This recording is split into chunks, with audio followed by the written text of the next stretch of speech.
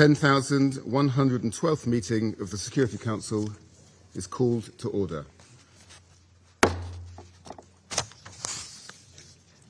The provisional agenda for the meeting is the situation in the Middle East. The agenda is adopted.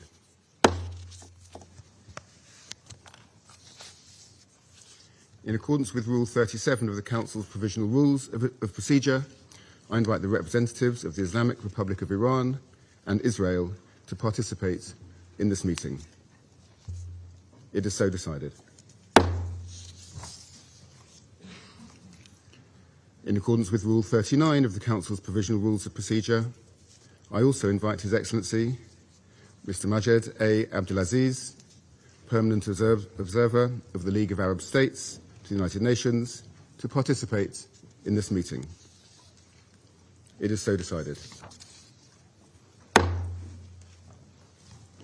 The Security Council will now begin its consideration of item 2 of the agenda. I warmly welcome the Secretary General, His Excellency, Mr. Antonio Guterres, and I give him the floor. Mr. President, Excellencies, ladies and gentlemen, I will speak directly to 3 areas today: the principles, the facts, and the way out. First, the principles. The UN Charter provides the foundation for the maintenance of international peace and security.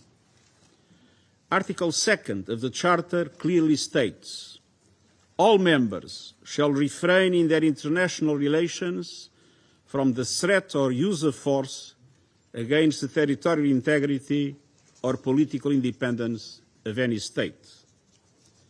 International law and international humanitarian law must always be respected.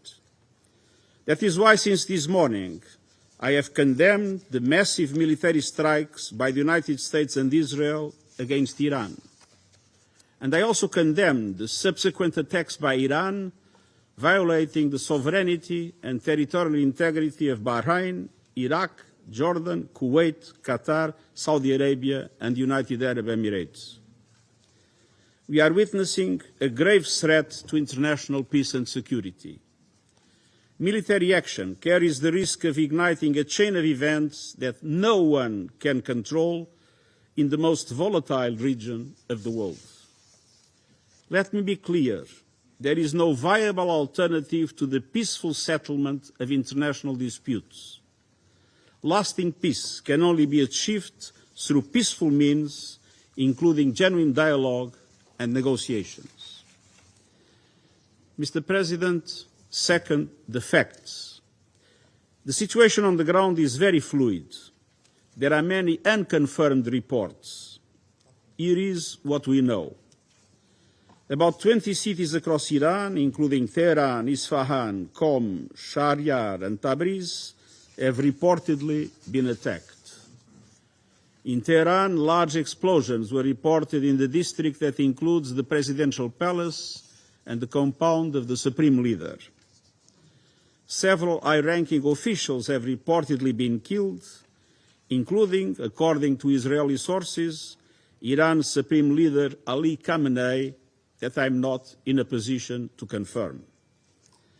Iran's airspace has been closed and the country is under a near-total internet blackout. The attacks have reportedly caused significant civilian casualties.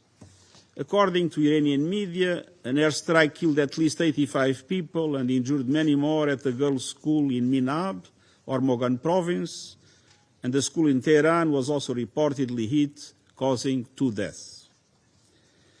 Mr. President, military action is expanding rapidly across the region, creating an increasingly volatile and unpredictable situation and heightening the risk of miscalculation. According to Israeli sources, 89 people have been injured in Iran's subsequent strikes on Israel, and there were also impacts in the occupied West Bank.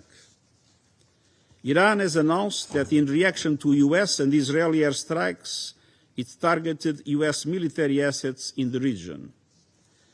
These strikes have reportedly hit civilian areas and infrastructure in the countries that I have already mentioned. Indirect impact of falling debris was also reported in Lebanon and Syria. Most Gulf states successfully intercepted the Iranian strikes. However, the UAE reported that one civilian was killed by debris from an intercepted missile. In Iraq, there are reports of drone and missile attacks from both sides. There are also reports that Iran is closing the Strait of Hormuz for international shipping. Mr. President, the US and Israel attacks occurred following the third round of indirect talks between the US and Iran, mediated by Oman. Preparations had been made for technical talks in Vienna next week, followed by a new round of political talks. I deeply regret that this opportunity of diplomacy has been squandered. Mr. President, third, the region and the world need a way out now. I call for de-escalation and an immediate cessation of hostilities. The alternative is a potential wider conflict with grave consequences for civilians and regional stability. I strongly urge all parties to return immediately to the negotiating table, notably on the Iran nuclear program. I note that the US President has reportedly talked with leaders of Saudi Arabia, Qatar, and the United Arab Emirates. Iran's foreign minister has reportedly spoken to his counterparts in GCC countries and Iraq, and everything must be done to prevent a further escalation. To this end, I call on all member states to strictly uphold their obligations under international law, including the UN Charter, to respect and protect civilians in accordance with international humanitarian law, and to ensure nuclear safety. Let us act responsibly and together to pull the region and our world back from the brink. Thank you. I thank the Secretary-General for his briefing. I now give the floor to those Council members who wish to make statements. I give the floor to the representative of France. Merci, Monsieur le Président, et je remercie le Secrétaire général des Nations Unies, thank the Secretary General of the United Nations, His Excellency Mr. Antonio Guterres, for his comprehensive, enlightening briefing. I'd also like to thank the Presidency of the Council for having convened this meeting at such short notice. The President of the French Republic, Monsieur Emmanuel Macron, asked that the Council immediately deal with this issue given the seriousness of the Monsieur le Président, cette région a besoin de paix, et pour y parvenir, elle a besoin que l'Iran respecte ses obligations internationales. Nous sommes très préoccupés par le déclenchement de cette nouvelle guerre entre les États-Unis, Israël et l'Iran. L'escalade en cours est dangereuse et elle doit cesser immédiatement. Fidèle à ses principes et à son attachement à la Charte des Nations Unies, la France appelle à la désescalade et elle rappelle que le respect du droit international est la condition de la stabilité et de la sécurité à long terme dans la région et dans le monde. Nous condamnons avec la plus grande fermeté les frappes indiscriminées conduites par l'Iran contre plusieurs pays de la région. Il est primordial de veiller à la protection des civils. Nous exprimons notre solidarité avec les pays frappés, l'Arabie Saoudite, le Bahreïn, les Émirats Arabes Unis, la Jordanie, le Koweït, le Qatar, et avec nos partenaires régionaux.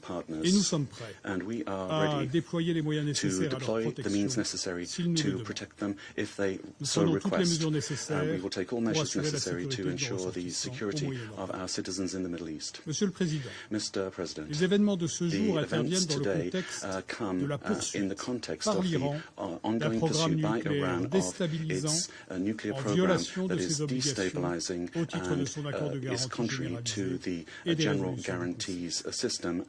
Depuis des années, en dépit des efforts diplomatiques déployés par la France avec ses partenaires d'autres, l'Iran n'a pas saisi la chance de conclure un accord en vue d'un encadrement pacifique de son programme nucléaire. En parallèle, l'Iran a réduit sa coopération avec l'Agence internationale de l'énergie atomique, qui n'est plus depuis longtemps en mesure de garantir le caractère pacifique du programme nucléaire iranien.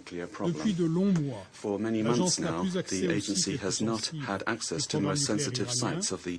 La transparence n'est toujours pas faite sur la situation du stock iranien et du regard to the Iranian stock of highly enriched at 6% uranium, which represents an amount which is potentially enough to produce around 10 explosive nuclear warheads. The situation is such and so serious that last August we launched the procedure to re-establish the Security Council sanctions in response to the clear non-respect by Iran of its commitments. Over and above its nuclear program, it's also the ballistic program and the regional actions taken by Iran that continue to constitute sources of major destabilization. Iran is continuing also a policy of systematic destabilization in countries of the region through the support that it provides to its regional allies, be that Hamas, Hezbollah in Lebanon, the Houthis in Yemen, or previously the regime of Bashar al-Assad in Syria.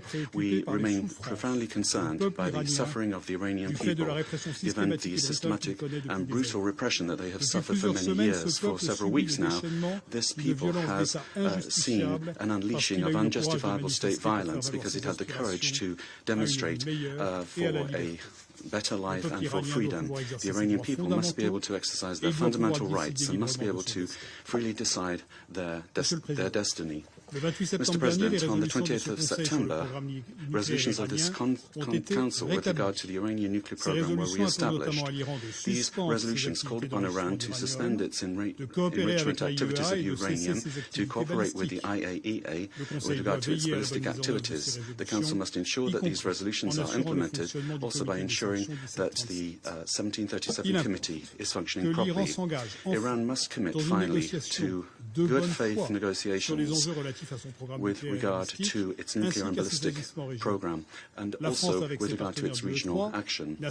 France, together with the E3, has been mobilized now for 20 years to find a negotiated diplomatic solution, the only thing that will solve this issue in a viable way. Together with our partners, we showed in 2015 with the JCPOA and Resolution 2231 of this Council that it was possible to reach an agreement. Today, still, the peaceful settlement of disputes must be our priority. We feel that an agreement is possible, and that's why Iran must seriously commit to negotiations to achieve this. We will remain available together with our partners to find a robust, verifiable and lasting solution that will guarantee that Iran never has a nuclear weapon. At this serious time, the Council must come together to call for de-escalation, for respect of international law, and search for a negotiated solution in order to re-establish lasting peace in the region. Thank you. I thank the representative of France for the statement, and I give the floor to the representative of Bahrain. Thank you, President. At the outset, I would like to thank the United Kingdom for heeding our call and for inviting to this session at this important moment. I also extend our appreciation to His Excellency the Secretary General for his briefing and for the information regarding the recent events and the repercussions on regional and international peace and security. Mr. President, my country never expected, my country, which is a champion of peace and coexistence, never expected to be targeted by wanton aggressions without any justification. On behalf of the government of the Kingdom of Bahrain, my country strongly condemns the missile attacks targeting vital facilities and residential areas inside the Kingdom of Bahrain on Saturday. They were launched by the Islamic Republic of Iran, which confirmed its responsibility for these cowardly attacks. These attacks are a violation of our sovereignty and territorial integrity and the safety of our people, and they represent an indirect and unjustified attack that violates flagrantly international law, the UN Charter. It is also a grave threat to international and regional peace and security. The Kingdom of Bahrain strongly condemns these acts of aggression, which represent an unprecedented escalation. We reaffirm that targeting our territories, our vital facilities and residential buildings is a hostile act that is rejected, and we will deal with it firmly. Mr. President, the Kingdom of Bahrain is today under attack that are part of the missile attacks targeting several sisterly states in the region in recent hours, including the United Arab Emirates, the State of Kuwait, the State of Qatar, the Kingdom of Saudi Arabia, besides targeting sites in Jordan and in the Syrian Arab Republic. These grave developments reflect an escalatory pattern targeting our collective security.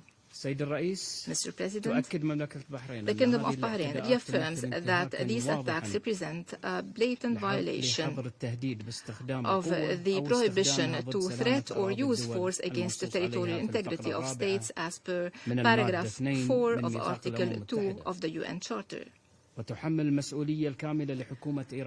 We hold the government of Iran fully responsible for these attacks, and the Kingdom rejects any justifications or explanations aiming at justifying these hostile activities or to violate international law.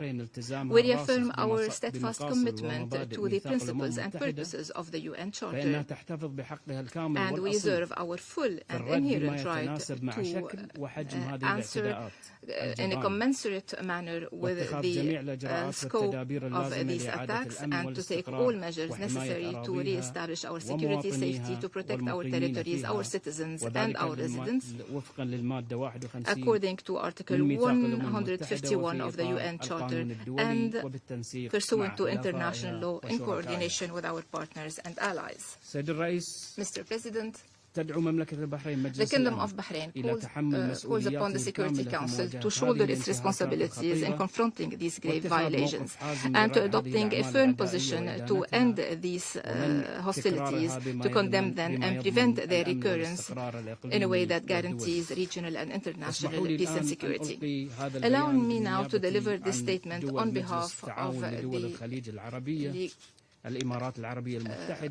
GCC countries, the United Arab Emirates, the Kingdom of Saudi Arabia, the Sultanate of Oman, the State of Qatar, the State of Kuwait, and my country, the Kingdom of Bahrain, as well as on behalf of the Kingdom of Jordan and the Syrian Arab Republic.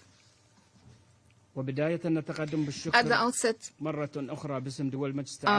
on behalf of the GCC countries, Jordan and Syria, I would like to thank you, Mr. President, for convening this session, and I thank the Secretary General for his briefing. And as stated in the letter addressed to the Presidency today, several missile attacks launched by Iran targeted the United Arab Emirates, the Kingdom of Saudi Arabia, the Sultanate of Oman, the State of Qatar, the State of Kuwait, and my country, the Kingdom of Bahrain, as well as the Hashemite Kingdom of Jordan and the Syrian Arab Republic, in a blatant violation of the sovereignty of these states and territorial integrity, and in a violation of their safety and in violation of principles of international law and the UN Charter. This represents a rejected escalation that threatens the security and stability of the region.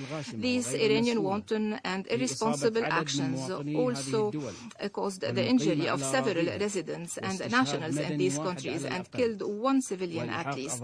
They also damaged several facilities and civilian infrastructure, besides disrupting air navigation in the region, and also threatens to disrupt maritime navigation through the Hormuz Straits. This is a violation of international law and will have very grave international repercussions. Our countries reaffirm that these violations constitute a violation of the prohibition of the threat or use of force against the territorial integrity of states as per paragraph 4 of Article 2 of the UN Charter. We hold the government of Iran fully responsible for these attacks, and we reject any justifications or explanations to justify this hostile behavior or to manipulate rules of international law. We reaffirm that Article 51 of the Charter does not justify justify in any way these cowardly attacks. GCC countries strongly condemn and denounce this Iranian wanton aggression, and we reaffirm that targeting civilians and civilian infrastructure is condemned and rejected by all international and human standards. We reiterate our full solidarity with the sisterly countries that were targeted, and we stress that the security of the sisterly countries are part and parcel of our security, and that targeting any of these states means or represent a threat to the security and stability of the whole region, and we warn against the repercussions of this refused escalation. Mr. President, these Iranian attacks are not compatible with the good neighborliness principles, and they cannot be accepted in any way. We strongly reject using the territories of the countries of the region as a scene to score points or to expand the conflict, following the efforts made by the GCC countries, Jordan, and the region as a whole in order to facilitate dialogue between Iran and the international community in order to settle differences in peaceful means and to avoid escalation in the region. While the GCC countries reaffirm that their steadfast commitment to the purposes and principles of the UN Charter, they reserve their full and inherent right to self-defense pursuant to Article 51 of the UN Charter, and reserve the right to retaliate against this brutal attack in a commensurate manner and in line with international law. We reserve the right to take all necessary measures to restore security and stability and to protect our territories, our people and residents, and to guarantee our sovereignty, security, stability and national interests. Mr. President, in conclusion, the GCC countries appreciate all the positions supporting our sovereignty and security. We call upon the Security Council to shoulder all its responsibilities in confronting these grave Iranian violations and to take a firm stance condemning and refusing these unjustified and irresponsible attacks and preventing their recurrence in a way that guarantees regional and international stability and security. We call for containing this crisis to preserve the stability and security of the region, to protect its peoples, and to avoid a wider confrontation. Thank you, President. I thank the representative of Bahrain for the statement. I now give the floor to the representative of the Russian Federation. Mr. President, we'd like to thank the Secretary General for his briefing. First of all, I wish to express our firm rejection of the fact that the presidency today that the meeting today is taking place under the agenda item, the situation in the Middle East. We wish to recall that Russia and China requested that it be held under the agenda item, threats to international peace and security. That request was also contained in the relevant letter of the Iranian colleagues. The aggression that Iran has been subjected to today threatens to lead to escalation in an already escalated region, and it could go far beyond its borders.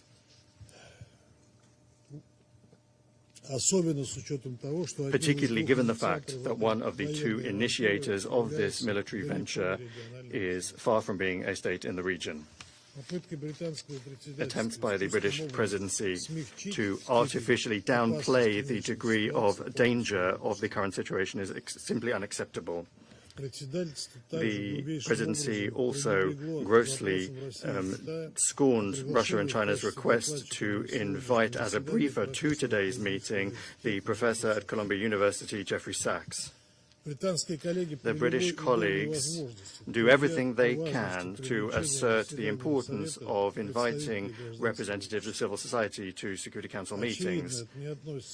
That clearly does not apply to cases when world-recognized academics are going to present truth that is unacceptable to the Western governments.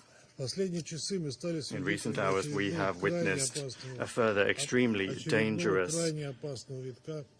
ratcheting up of escalation in the Middle East.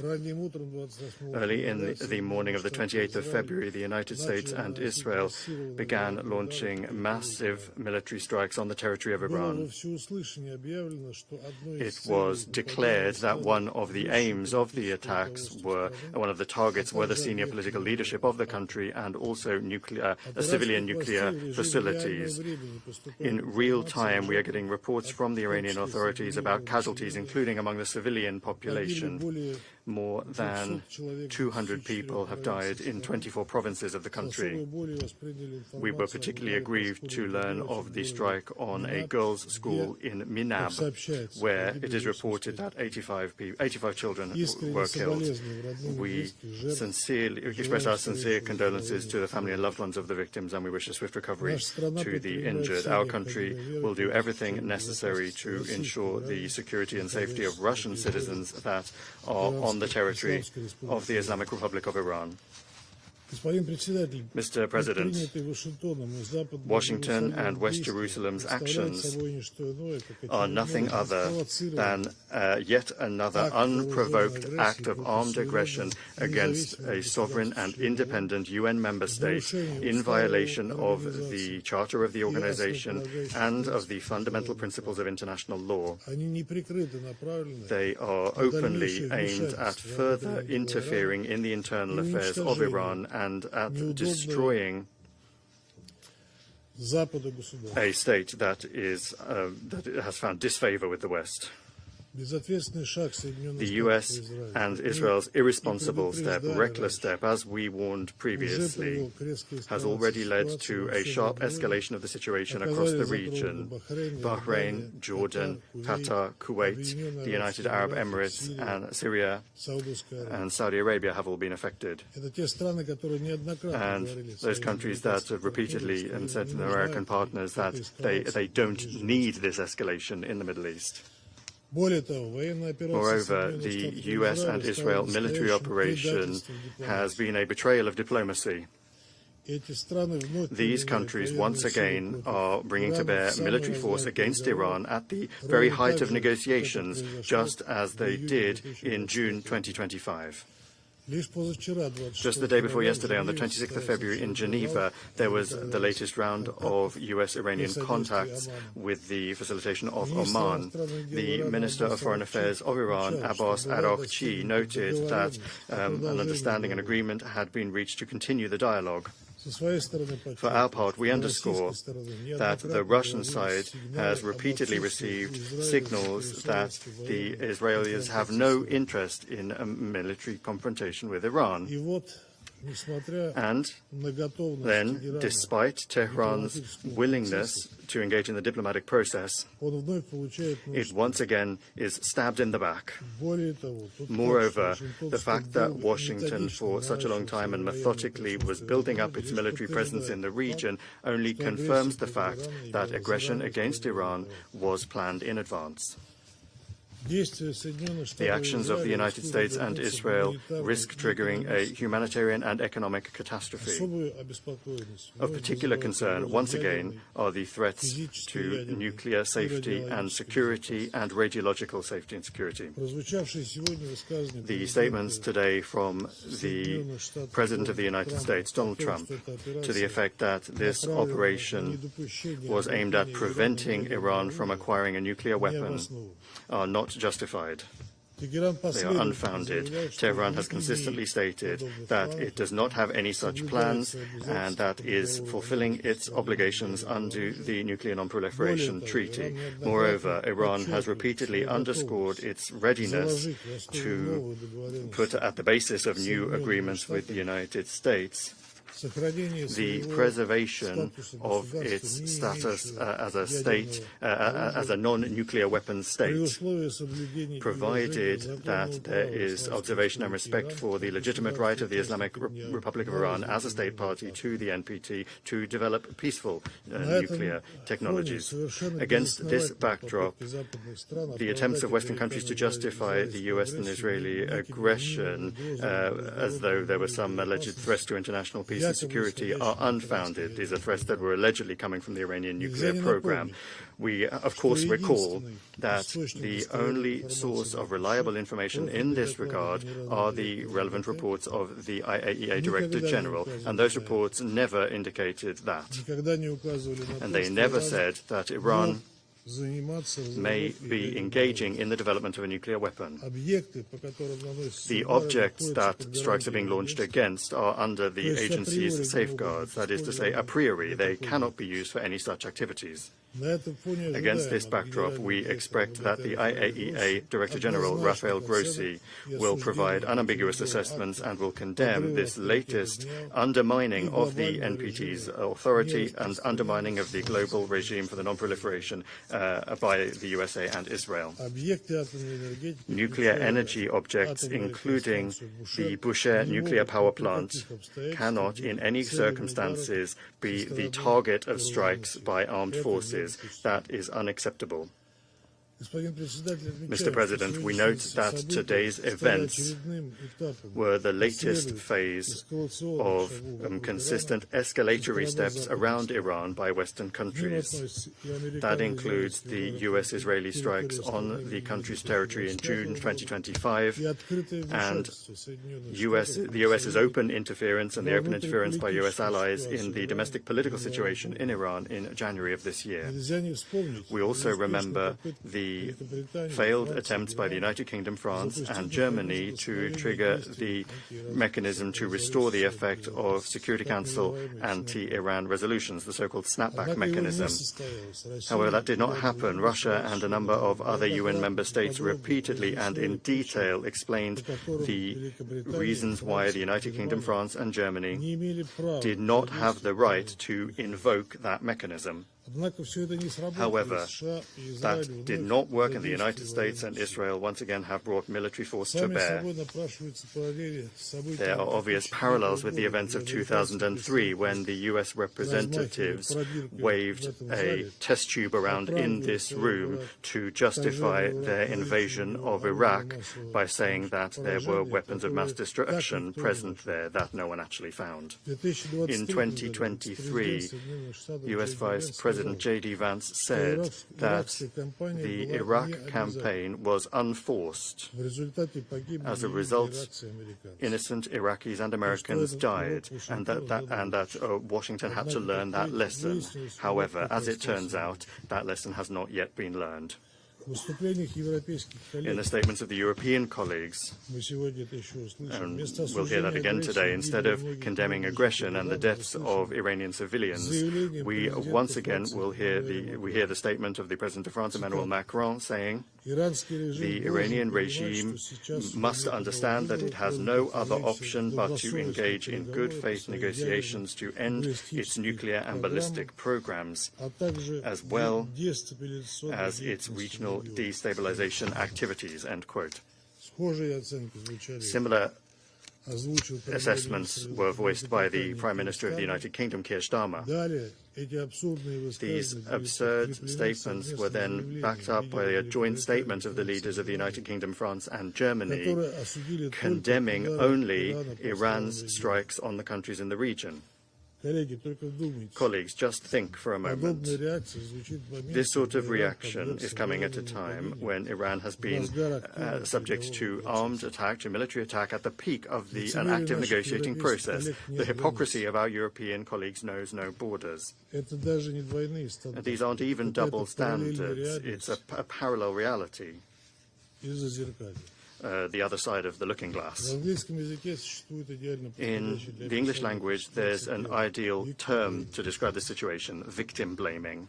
One gets the impression that London, Paris and Berlin are living within illusions that they have created for themselves and are broadcasting to the world. However, attempts to mislead the international community are doomed to fail.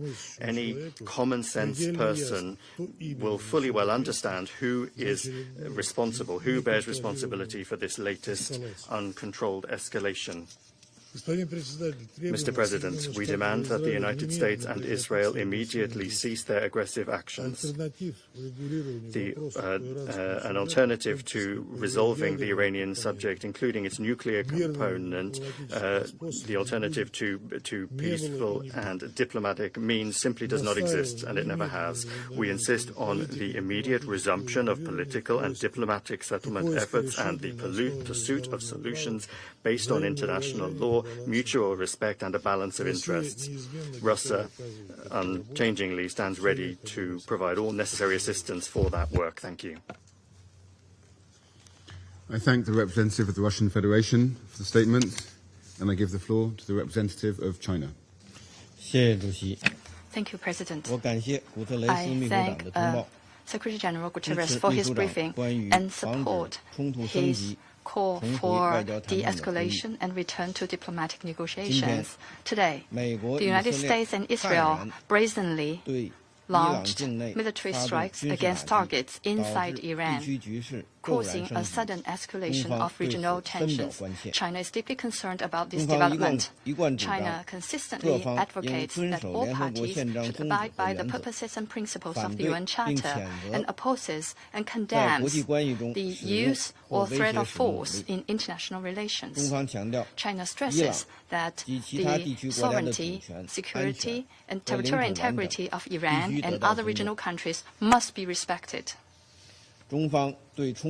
China is deeply saddened by the large number of civilian casualties caused by the conflict. At all times, the red line for protecting civilians in armed conflict must not be crossed, and the indiscriminate use of force is unacceptable. China calls on all parties to fulfill their obligations under international law, including international humanitarian law, effectively ensure the safety of civilians and avoid attacks on civilian facilities. The use of force is not the right way to settle international disputes. It only intensifies hatred and confrontation. The escalation and spillover of tensions in the Middle East serves no one's interests. Dialogue and negotiations are the only way to resolve differences. China calls on an immediate cessation of military actions to prevent further cycles of escalation. The military strikes occurred at a time when the US and Iran were engaged in diplomatic negotiations, which is shocking. The parties concerned should demonstrate political sincerity, resume dialogue and negotiations as soon as possible, and return to the right track of a political solution. China stands ready to work with the international community to advance peace efforts and help restore peace and stability in the Middle East at an early date. I thank you, President. I thank the representative of China for the statement, and I give the floor to the representative of Colombia. Mr. President, I'd like to thank the United Kingdom in its capacity as President of the Security Council for the prompt convening of this emergency meeting at the request of several countries, including Colombia. We'd also like to thank the Secretary General for the information shared, and we welcome the delegations participating at this meeting. Colombia is taking the floor guided by an essential conviction: the protection of human life must always be at the heart of international decisions. And we're also convinced that equally convinced that the United Nations Charter is binding. Colombia reaffirms its unequivocal defense of international law and of the purposes and principles of the Charter: international peace and security, the peaceful settlement of disputes, the prohibition of the use or the threat of the use of force, the sovereign equality of states, respect for the sovereignty, territorial integrity, and political independence of all states, and non-intervention. Mr. President, we are facing a serious military escalation that threatens to spill over into a regional confrontation with unpredictable consequences. The use of force and the logic of reprisals are substituting diplomacy, dialogue and law. In the face of this alarming situation, we condemn any military action that is contrary to the Charter, wherever it comes from. Our country has been consistent in this organization and in this council. No state may unilaterally claim the right to attack another in order to impose regime change, and that principle does not depend on who the actor is, as it is a pillar of the international order. The prohibition of the use or threat of force enshrined in the Charter does not admit selective interpretations. When that principle is violated, international security does not prevail. The law of the strongest takes over. When force replaces law, the international order is weakened and barbarism takes its place, and the first to lose are civilians. Colombia condemns the attacks and expresses solidarity with the peoples of Bahrain, Qatar, the UAE, Saudi Arabia, Jordan and Kuwait. Colombia expresses its deep concern over the human cost of this escalation. Bombings are exposing entire communities to fear and to risk, including girls and boys. No military goal can justify, under any circumstances, civilians being caught in the crossfire or becoming victims of indiscriminate attacks. The protection of life must always be our highest priority. Life cannot be considered collateral damage. In this regard, we strongly condemn reported attacks against civilians and against civilian objects. This is in clear violation of international humanitarian law, particularly the principle of distinction, and we urge the immediate cessation of hostilities. Strict respect for international law and international humanitarian law is not optional. The protection of the civilian population is a legal and moral obligation. Mr. President, for these reasons, Colombia prioritizes dialogue and the peaceful settlement of disputes, not because we are naive, but on the basis of our experience, because we know that war does not resolve conflicts. On the contrary, it worsens them, it makes them more cruel, perpetuates them, and passes them on to future generations. Defending international law does not mean ignoring reality. Iran has international obligations that it must fully comply with, particularly in the nuclear and human rights fields. With regard to Iran's nuclear program, full, effective and transparent cooperation with the International Atomic Energy Agency is essential.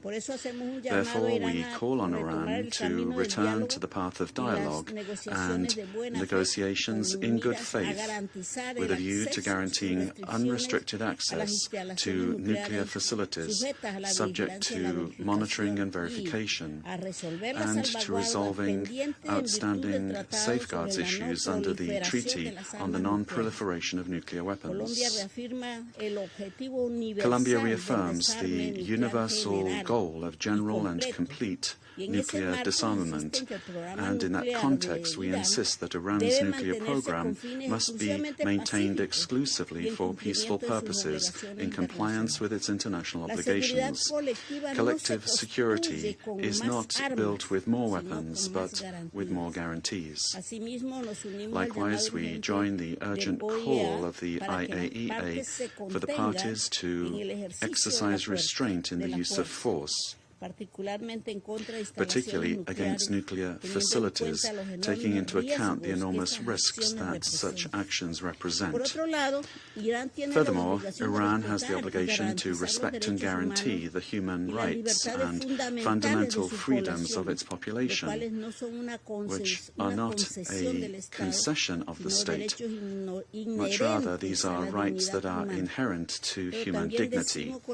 But we also state with the same same degree of firmness that Iran's non-compliance in these areas cannot serve as justification for the unilateral carrying out of military attacks against a state. The full application of the Charter is indispensable for the credibility of multilateralism and the preservation of the international order. International peace and security are not built by violating the sovereignty or the territorial integrity of states, nor through reprisals. They are built through rules and through dialogue. Mr. President, Colombia calls on all parties to exercise restraint and de-escalation, to urgently return to the diplomatic path, to strictly respect international law, and to strengthen existing multilateral mechanisms. It is a priority to move forward towards a framework for regional dialogue that allows us to address the underlying causes of instability in the Middle East. Therefore, we propose the convening of a peace conference for the region under the auspices of the United Nations in order to achieve sustainable political solutions. War is not a foregone conclusion. It is a political decision, but so is peace. Today, the true responsibility of the international community and of this Council is to choose it, assuming with historical responsibility its primary mandate to preserve international peace and security. The United Nations organization cannot fall short of the gravity of this moment. It needs to choose to stop destruction before it becomes irreversible and make space for diplomacy before it is too late. Thank you very much. I thank the representative of Colombia for the statement, and I give the floor to the representative of the United States. Thank you. Distinguished delegates, this is a moment in history that requires moral clarity, and President Trump has met the moment. The most fundamental duty of any sovereign government is the protection of its people. Operation Epic Fury is directed towards specific and strategic objectives: to dismantle missile capabilities that threaten allies, to degrade naval assets used to destabilize international waters, and to disrupt the machinery that arms proxy militias, and to ensure the Iranian regime never, ever can threaten the world with a nuclear weapon. As President Trump said last night, for decades, the Iranian regime has willfully destabilized the world. It has killed American forces and citizens, threatened regional allies, and jeopardized the security of international shipping upon which the world depends. Its massive support for violent proxies, declared terrorist organizations, the Houthis, Hezbollah, Hamas, and others, has brought bloodshed and disorder across the Middle East for far too long. This is not speculation. We know this to be true, and our men and women have paid for the actions of this regime and the IRGC with their lives. No responsible nation can ignore persistent aggression and violence. The regime in Tehran has led attacks that have cost American lives. Hundreds of U.S. Marines in Lebanon, thousands of troops in Iraq. American hostage after hostage has suffered. Our ships fired upon dozens of times in the Red Sea. Iran has armed and financed militant organizations that undermine lawful governments and destabilize an already fragile region. Iran's continued pursuit of advanced missile capabilities, coupled with its refusal to abandon nuclear ambitions despite diplomatic opportunities, presents a grave and mounting danger. The international community has long affirmed a simple and necessary principle: Iran cannot have a nuclear weapon. That principle is not a matter of politics, it's a matter of global security, and to that end, the United States is taking lawful actions. This body, the United States Security Council, has acted repeatedly on this threat. 20 years ago, starting in 2006, Resolution 1696 demanded that Iran suspend all uranium enrichment-related and reprocessing activities, invoking Chapter 7 of the UN Charter and adopting a legally binding resolution. When Iran failed to comply, this council followed with Resolution 1737, imposing mandatory sanctions, including bans on nuclear-related materials and technology, asset freezes on key individuals and entities linked to their nuclear program, and establishing a sanctions committee. Subsequent resolutions, 1747 in the year 2007, expanded arms embargoes and asset freezes. Resolution 1803 in 2008 tightened restrictions on dual-use goods and calling for the inspections of Iranian cargo. Resolution 1835 in 2008 reaffirmed the need for full compliance. And Resolution 1927 in 2010, which was the most comprehensive, banning ballistic missile activities, tightening the conventional arms embargo, targeting the IRGC and shipping lines, and prohibiting new Iranian banking relationships, built a robust multilateral framework to curb Iran's nuclear and missile pursuits. These measures, again adopted under Chapter 7, represented the world's collective judgment that Iran's actions posed a threat to international peace and security. And despite numerous opportunities for an alternative path, Iran remained defiant. And the Security Council decided on September 19th of last year, 2025, to restore these measures, snap back sanctions, sending a clear message that the world will not acquiesce to threats and half measures, and Tehran would be held to account. On top of these actions by the UN, American diplomacy was attempted repeatedly and in good faith. President Trump, Secretary Rubio, our special envoys, Witkoff and Kushner, were relentlessly dedicated to diplomacy. But diplomacy cannot succeed where there is no genuine willingness to cease aggression, where there is no genuine partner for peace. As President Trump said today, and he spoke directly to the Iranian people, he said, quote, "To the proud, great people of Iran, I saw tonight that the hour of your freedom is at hand. The entire world has witnessed the regime's wholesale slaughter of innocent civilians. The sad irony is that this same regime will attempt to lecture us today about human rights and the rule of law. Its presence here in this council makes a mockery of this body. But where the UN lacks moral clarity, the United States of America will maintain it. Indiscriminate and unprovoked attacks by the Iranian regime today against our regional partners, Kuwait, the United Arab Emirates, Bahrain, Qatar, Jordan, and others, reinforce precisely why such actions are necessary. The regime has not only struck military assets, but civilian infrastructure as well. Those who stand with us must know that their security is not negotiable. The safety of our allies is not conditional. It is assured. The bottom line is this, colleagues. Our allies and partners can count on the United States and can count on President Trump. Colleagues, peace is not preserved by appeasing those who threaten it. Peace is preserved through strength in the face of terror. History has taught us that the cost of inaction is far greater than the burden of decisive action. And our president, President Trump, has taken that decisive action today. I thank you. I thank the representative of the United States for the statement, and I give the floor to the representative of Denmark. Thank you, Mr. President, and thank you to the UK Presidency for convening the Council for this urgent meeting following the latest developments in the Middle East. I also wish to thank the Secretary General for his statement.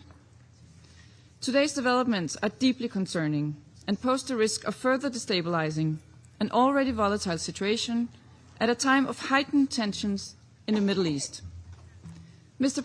President, let me reiterate our deep concern over Iran's unacceptable behavior related to its nuclear program, its ballistic missiles, its destabilizing activities in the region and beyond, and its violent crackdown and repression against its own people.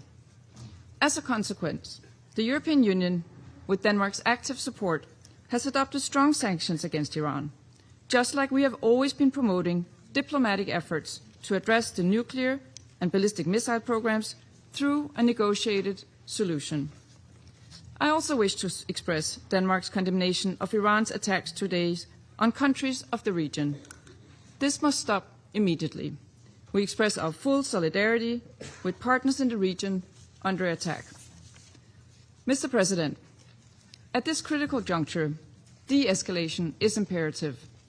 A broader regional escalation would have devastating consequences for the Middle East and for international peace and security. We call for maximum restraint and respect for international law, including international humanitarian law. What is needed is for diplomatic efforts to reduce tension and for the negotiations to resume in good faith as the only viable, lasting solution to the Iranian nuclear issue. Iran must never be allowed to develop or acquire a nuclear weapon.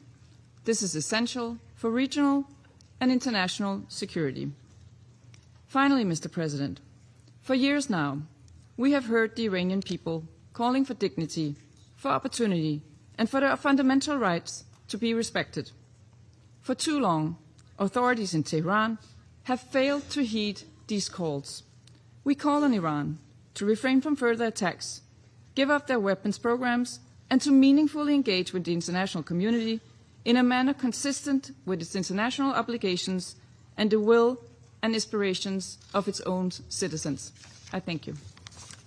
I thank the representative of Denmark for the statement, and I give the floor to the representative of Pakistan. Thank you, President. I would like to thank the Secretary General for his sobering presentation and assessment of the unfolding situation in the Middle East after concerning developments in the region. We concur with his view that there is no viable alternative to a peaceful settlement. President, Pakistan condemns the initiation of unwarranted attacks against the Islamic Republic of Iran in violation of international law. Yet again, these attacks come at a time when renewed diplomatic efforts were underway to reach a peaceful and negotiated solution. Such a course of action will undermine the peace and stability of the entire region with far-reaching consequences. Pakistan also condemns the attacks against the Kingdom of Saudi Arabia, Bahrain, Jordan, Kuwait, Qatar, and the United Arab Emirates, and stands in solidarity with all these brotherly countries and underscores the need to exercise maximum restraint. This is extremely unfortunate since several brotherly Arab countries were in fact supporting dialogue and emphasizing the need to avoid escalation. We particularly laud Oman's role in facilitating and mediating dialogue between Iran and the United States.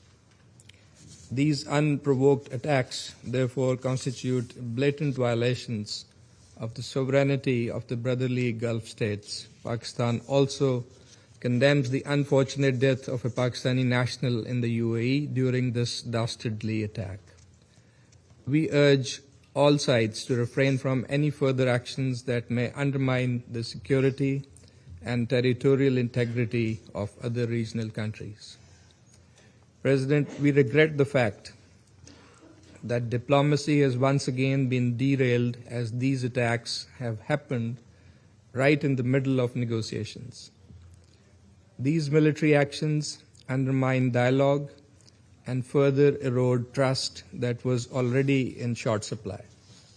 We offer our condolences and sympathies to civilians caught in the middle of these violent acts. Our thoughts go out to the school children in Iran and many civilians elsewhere and the family of the Pakistani national who was killed during attacks on the United Arab Emirates earlier today. President, the purposes and principles of the UN Charter are inviolable and sacrosanct.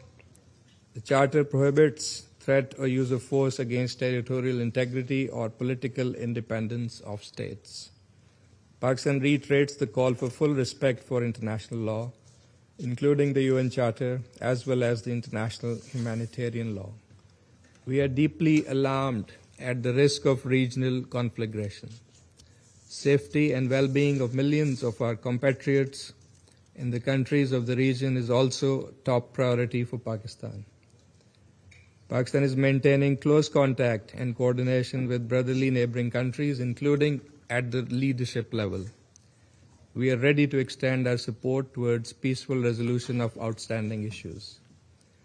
Pakistan has consistently advocated the primacy of peaceful settlement of disputes and the imperative of avoiding confrontation and conflict in a region already beset by tensions and volatility, as the Secretary General has also noted.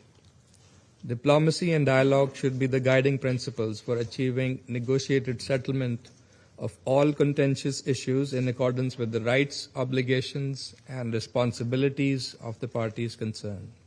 Pakistan calls on all sides to immediately halt escalation and urgently resume diplomacy with a view to achieving a peaceful, negotiated resolution to this crisis.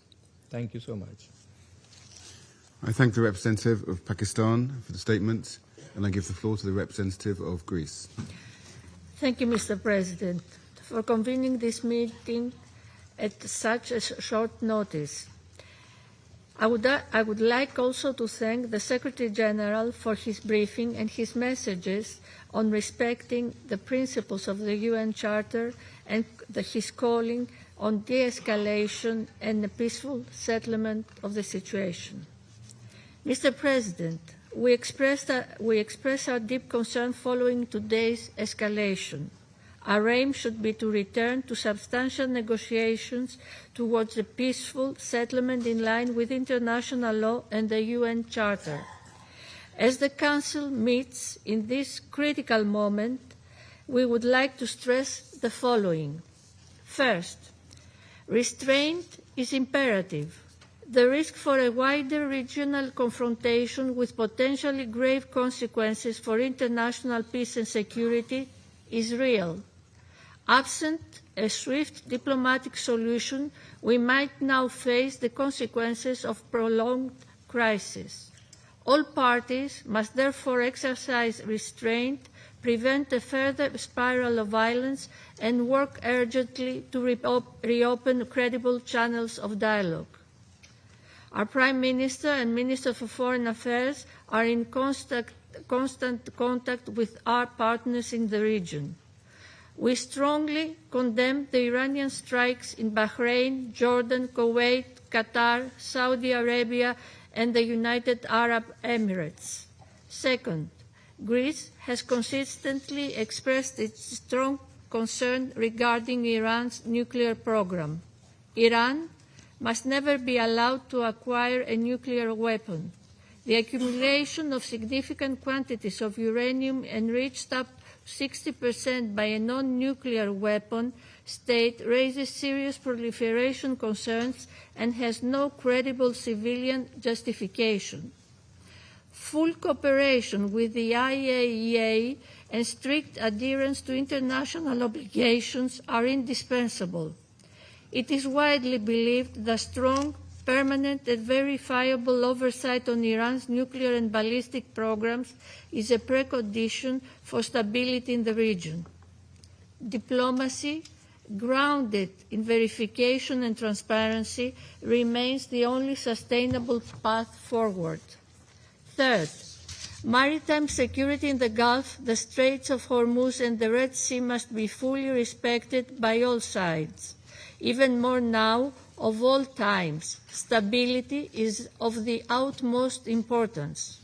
We urge Iran and its allies in the region to refrain from any retaliatory action that could endanger freedom of navigation, threaten commercial shipping, or further destabilize global energy and trade flows, constituting a blatant violation of the international law of the sea as reflected in UNCLOS. Fourth, the protection of civilians and respect for international law must remain absolute priorities. Adherence by all member states to the UN Charter, international humanitarian law, and human rights law becomes even more critical. Civilians must not bear the cost of military escalation. The humanitarian consequences of further confrontation could be severe. In closing, Mr. President, the stakes for regional and global peace are exceptionally high. We urge Iran to immediately engage in meaningful and good faith negotiations with a view to achieving a durable, negotiated solution. Dialogue and diplomatic engagement aimed at restoring stability and providing credible security assurances for all concerned must prevail. Failure is not an option. I thank you. I thank the representative of Greece for the statement, and I give the floor to the representative of Somalia. Thank you, Mr. President. I have the honor to deliver this statement on behalf of the A3 members of the Security Council, namely the Democratic Republic of the Congo, Liberia, and my own country, Somalia. We thank the Presidency for promptly convening this emergency meeting on the situation in the Middle East. The A3 thanks the Secretary General for his thorough update on this worrying and rapidly evolving development in the Middle East and its implications on international peace and security. We also echo the Secretary General's message of today's military escalation in the Middle East. We welcome the representative of Iran to this meeting. Mr. President, the A3 aligns itself with the statement of the chairperson of the African Union Commission, His Excellency Mahmoud Ali Yusuf, on the U.S.-Iran military escalation issued on February 28th of 2026.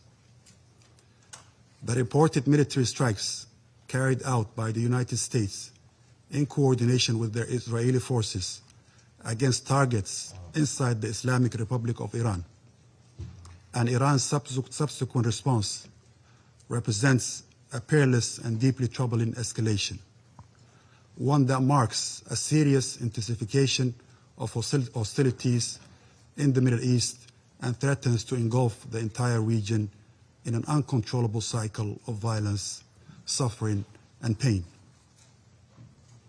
The A3 condemns the missiles and drone attacks carried out by Iran against the sovereign territories of Bahrain, Kuwait, Qatar, Saudi Arabia, and the United Arab Emirates.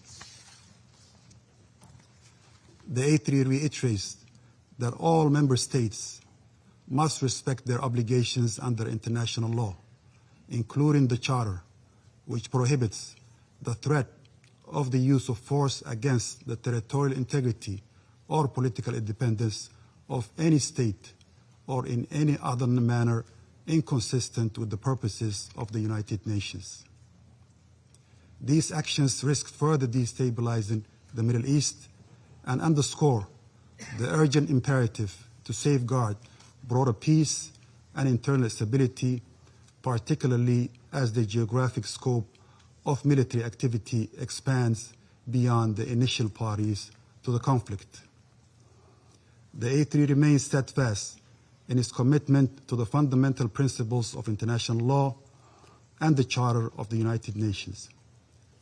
At the same time, the A3 recognizes the concerns of all states in the region, which must be addressed through dialogue and peaceful means in accordance with international law and the UN Charter. We believe that all member states share a responsibility to act in accordance with these commitments, and that these are essential foundations for international cooperation and peaceful coexistence. Mr. President, the A3 calls for restraint urgent de-escalation, and sustained dialogue.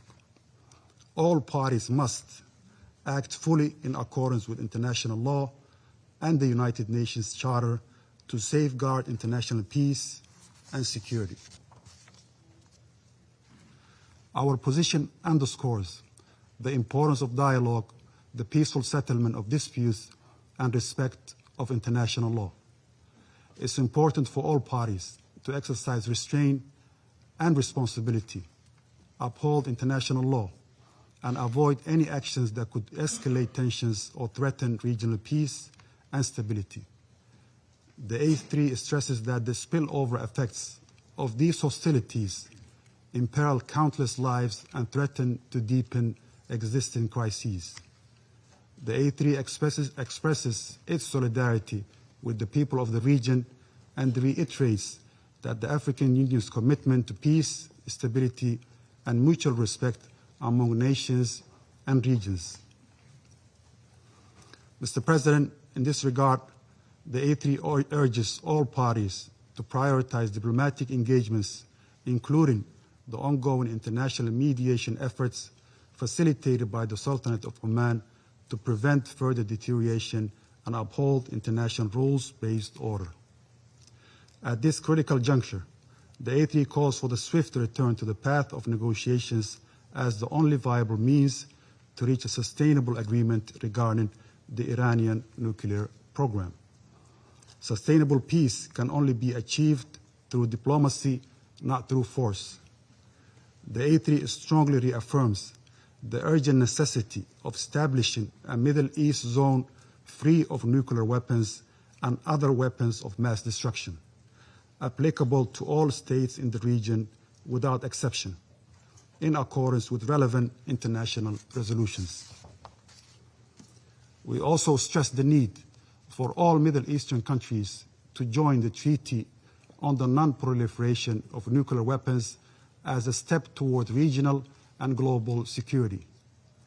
We emphasize the paramount importance of protecting civilians and civilian infrastructure, including in the context of cross-border strikes and retaliatory actions, and as well as refraining from targeting nuclear facilities that are under International Atomic Energy Agency safeguards, in line with relevant IAEA resolutions and the United Nations Security Council decisions.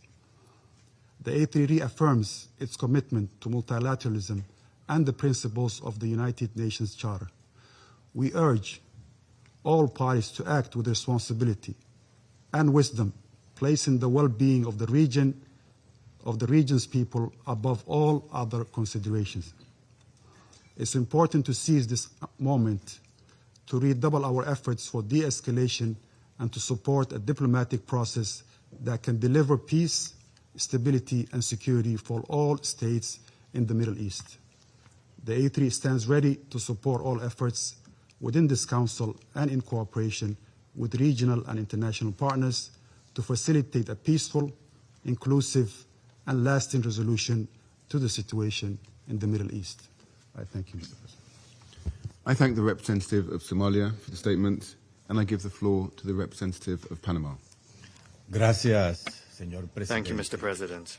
Agradecemos a su presidencia We thank your presidency for convening this meeting, reconocemos la presencia de los representantes and we acknowledge the presence of the representatives of the countries that are honoring us with their participation. We would also like to thank the Secretary General Antonio Guterres for his briefing at this meeting. Hace menos de un año, Less than a year ago, en este mismo espacio, we were in this same chamber deliberando hechos similares deliberating on similar events to those that are of concern to us at this meeting. And these are events that today are still developing, which prevents us from entirely knowing their scope and their consequences. However, we must ask ourselves whether the repetition of these actions can really lead to different results and to a sustainable solution, or whether, on the contrary, the aggressive cycle of attacks and counterattacks will only lead to an escalation of violence with increasingly serious and unpredictable consequences to the detriment of international peace and security. Let us recall that in January we considered the brutal and disproportionate use of force by Iran against its population, which was legitimately exercising its right to protest. According to estimates from independent media and non-governmental organizations, that resulted in the deaths of thousands of people. These previous facts point to a delicate situation in the country and the region, and they represent a clear and worrying warning of the possible real and human consequences of the escalation of the armed conflict. The Republic of Panama notes with grave concern the severity of recent events, which could trigger a regional conflict with serious direct repercussions on neighboring countries, such as those that have just been suffered by Bahrain, the United Arab Emirates, Qatar, Kuwait, Jordan, and Saudi Arabia, which Panama considers to be lamentable. This scenario must be avoided, especially in a context in which the Middle East has already been seriously affected by various crises in recent years, the consequences of which may transcend and cause harm beyond the immediate region, and may affect the rest of the world with incalculable consequences. The intensification of tensions will only increase instability and suffering, particularly impacting the most vulnerable populations, those that are always the first to suffer the consequences of conflicts. In this uncertain and dangerous situation that we face, we are reminded that it is essential to guarantee the respect for and protection of the civilian population during conflict in accordance with international humanitarian law and the values that this Council is called upon to protect. Therefore, we reiterate our urgent call for dialogue, restraint, and the cessation of the use of force. Diplomacy and negotiation, in accordance with the principles enshrined in the Charter of the United Nations and international law, must prevail as the preferred and effective means for the peaceful settlement of disputes. Thank you very much. I thank the representative of Panama for the statement, and I give the floor to the representative of Latvia. Thank you, Mr. President. Allow me to begin by thanking the United Kingdom as presidency of this Council for convening this meeting on such short notice. And I would also like to thank the Secretary-General for the briefing provided. For decades, Iran has been a malign, destabilizing actor in the region and beyond. It has repeatedly and systematically violated its international obligations and posed a threat to international peace and security. The Iranian regime has attacked and destabilized neighbors, exported terrorism, developed an illegal ballistic missile program, and participated in widespread sanctions circumvention. Iran has violated UN Security Council resolutions 1696, 1737, 1747, 1803, 1835, 1929, and this aggressive behavior is consistent. It spans decades. While international law must be respected at all times, the Iranian regime has continuously ignored its responsibilities and binding commitments under the JCPOA and the NPT. The regime has openly maintained its illegal nuclear program, despite repeated and genuine diplomatic engagement from the European Union, the UK, and the US. The IAEA Board of Governors has confirmed over the last 8 months that Iran is failing to engage and to grant monitors access to installations. and this is unacceptable. Iran must cease its illegal nuclear program, comply with its international obligations, and return to the negotiating table. For decades, Iran has maintained terror as its modus operandi. Iran has supported, armed, financed, and trained terrorist groups such as Hamas, Hezbollah, and the Houthis. It has enabled and emboldened attacks against countries near and afar. It has caused the death of thousands of civilians. It has promoted radicalization and the spread of terrorism, and undermined global energy and maritime security. Beyond the Middle East, Iran has directly supported Russia's war of aggression in Ukraine. More than 50,000 of the same Iranian Shahed drones, now striking numerous countries in the Middle East, have been transferred by Iran to Russia. Iranian weapons, Iranian technology have contributed to killing thousands of innocent Ukrainians, and like Russia in Ukraine, Iran is now bringing terror to innocent civilians in the Gulf countries. Latvia stands with the brave people of Iran, brave people that have endured so much, decades of brutality and repression. Recently, this Council met to address the atrocities perpetrated by the Islamic regime against its own people in the streets of Iran. Latvia and the European Union have already imposed sanctions against the IRGC. The Iranian people must be able to determine their own future, free from violence and repression. Mr. President, Latvia joins the call for an immediate cessation of hostilities and urgent de-escalation. We call on all sides to protect civilians and avoid further escalation.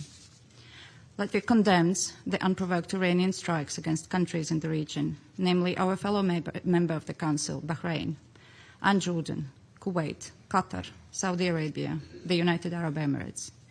Strikes on these countries constitute a threat to regional and international peace and security, and we stand in solidarity with our partners. I thank you.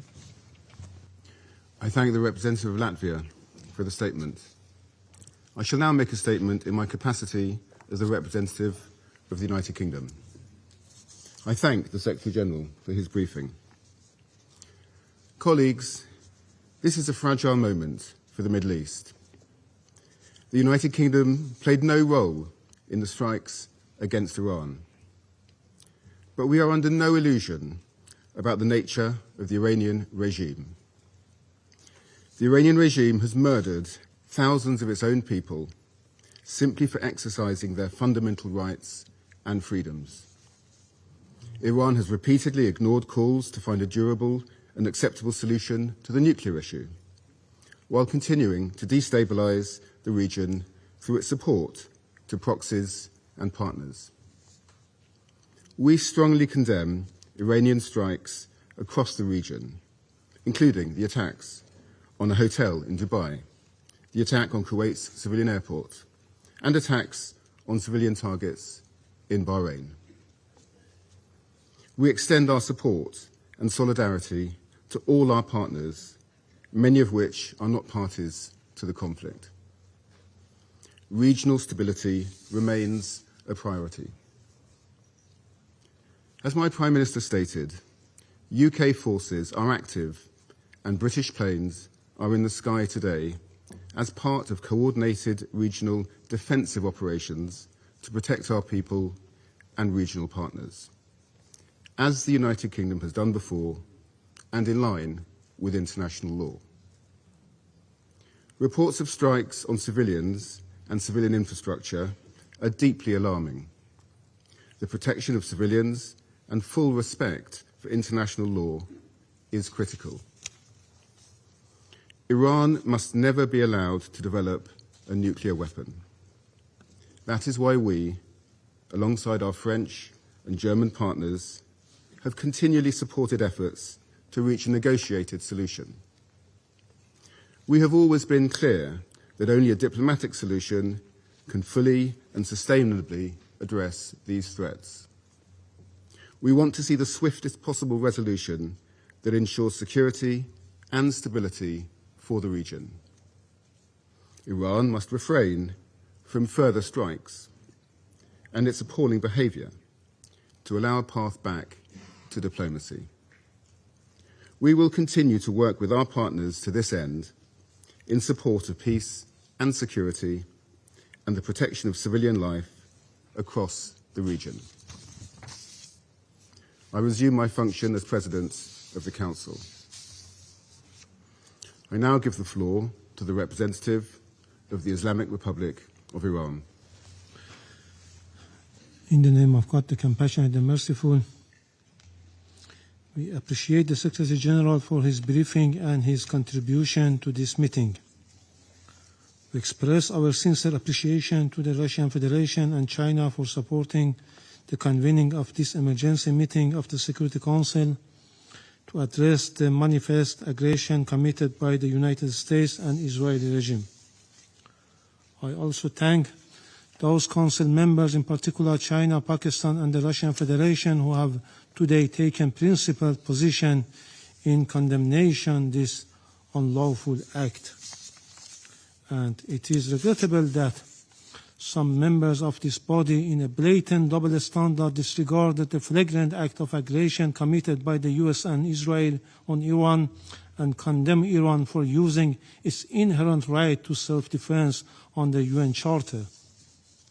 Mr. President, this morning the United States regime jointly and in coordination with the Israeli regime initiated an unprovoked and premeditated aggression against the Islamic Republic of Iran for the second time in the recent months, while deliberately attacking civilian populated areas in multiple large cities of Iran where millions of people reside.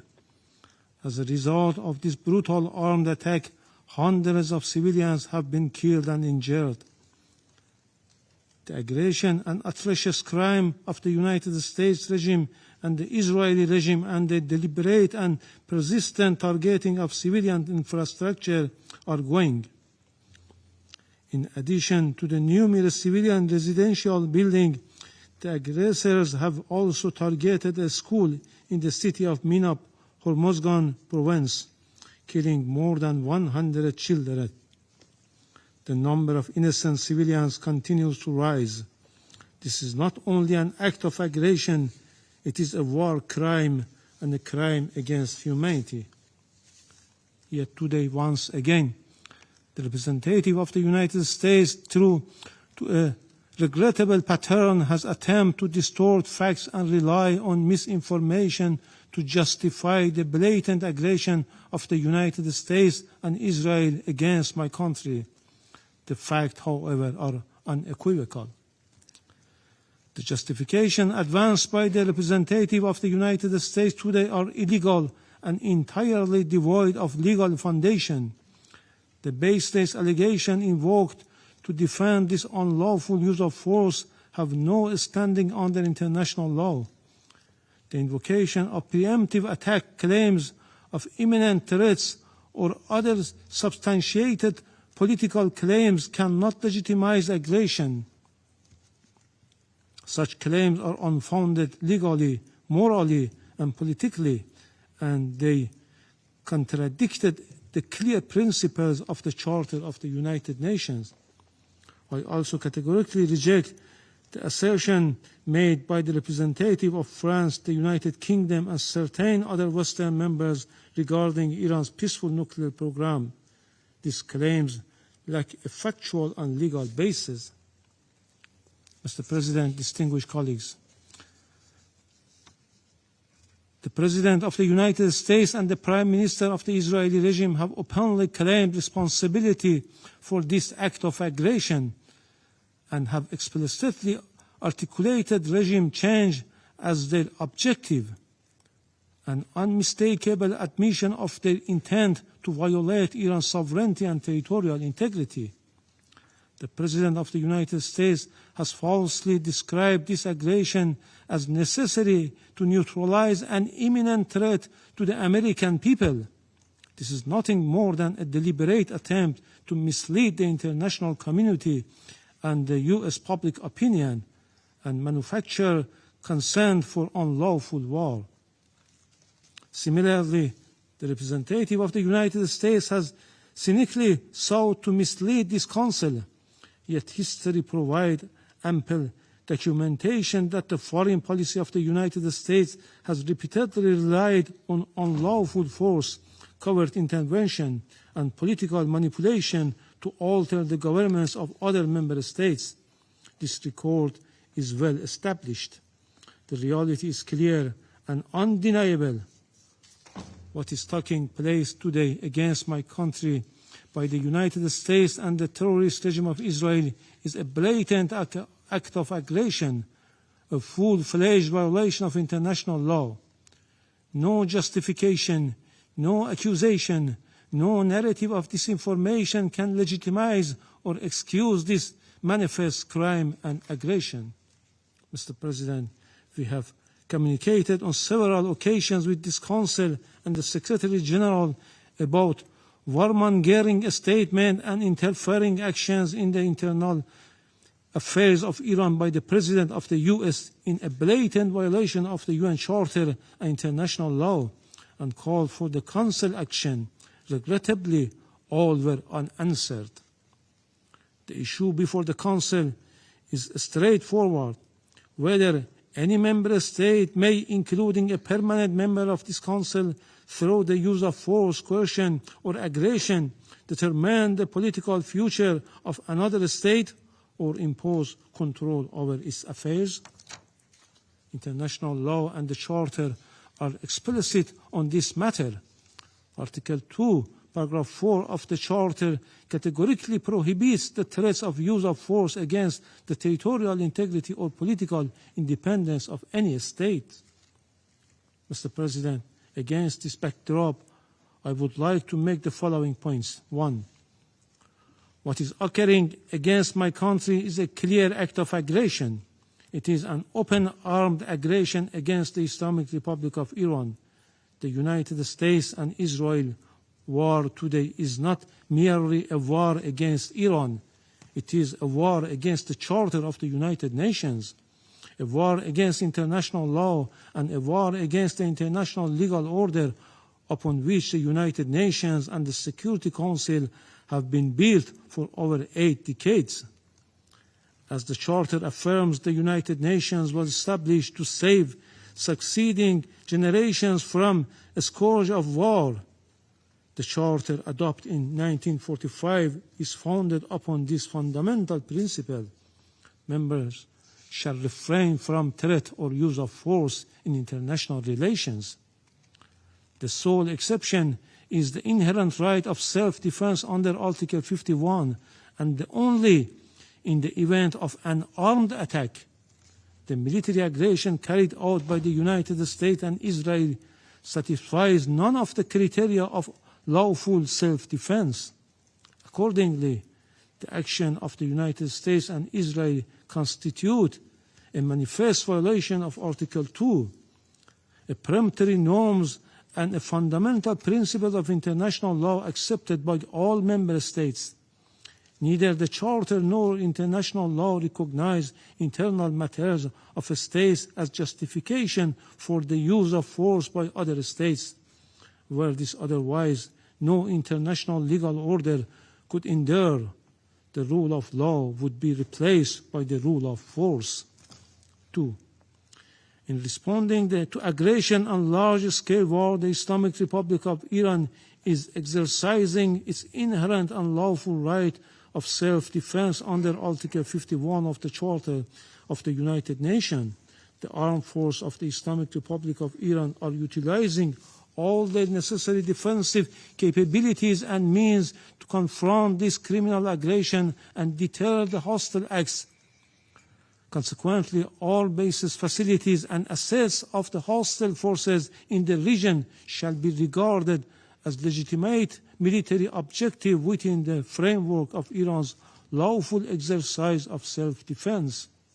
Iran will continue to exercise its right of self-defense decisively and without hesitation until the aggression ceases in full and unequivocal terms. 3. Iran remains firmly committed to respecting the sovereignty and territorial integrity of its neighboring countries.